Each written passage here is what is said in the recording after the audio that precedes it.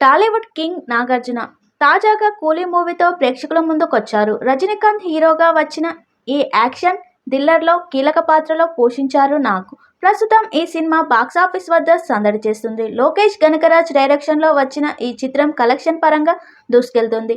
తొలి రోజు 151 కోట్లకు రాబడిన కూలీ కోలీవుడ్లోని సరికొత్త హిస్టరీగా క్రియేట్ చేసింది. మొదటి రోజు అత్యధిక వసూళ్లను సాధించిన చిత్రంగా నిలిచింది కూలీ. అయితే తాజాగా ఓ టాక్ షోకు హాజరైన నాగార్జున పలు ఆసక్తికర విషయాలను పంచుకున్నారు.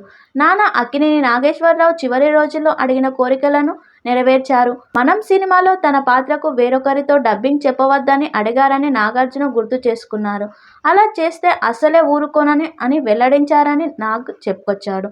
ఆయన కోరిన మేరకే బెడ్ మీద నుంచే డబ్బింగ్ మొత్తం పూర్తి చేశారని తెలిపారు నాగ్. నా జీవితంలో ఎలాంటి ఒత్తిడి లేదని, కానీ మనం సినిమా గురించి రాత్రిళ్ళు నిద్ర లేకుండా ఆలోచించేవాడినని నాగార్జున పేర్కొన్నాడు. అప్పటికే ఆయనకు సినిమా చూపిస్తే చాలా బాగుందిరా అని అన్నారని నాగ్ పంచుకున్నారు. నాగార్జున మాట్లాడుతూ, మనం సినిమాకు మనకు చాలా స్పెషల్, ఫ్యామిలీ అంతా ఒకటే ఫ్రేమ్లో కనిపించాం. ఇది నాన్నగారి చివరి చిత్రం అని మాకు షూటింగ్లోనే తెలిసిపోయింది. ఆయనకు క్యాన్సర్ రావడంతో అదే చివరి సినిమా అని మా అందరికీ తెలుసు.